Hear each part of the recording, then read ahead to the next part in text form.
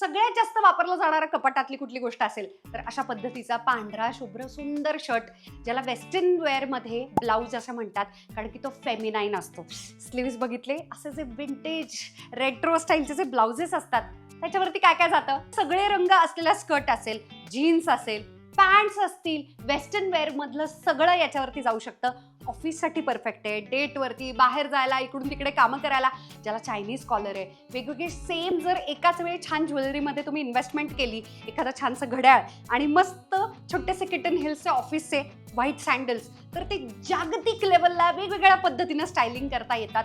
भरपूर सायझेस याच्यामध्ये अवेलेबल आहेत. आता मी स्मॉल घातलेला आहे, कॉटन म्हटलंय पण मला प्युअर कॉटन वाटत नाही, पण तरी सुद्धा अतिशय मऊ आणि कम्फर्टेबल फॅब्रिक आहे.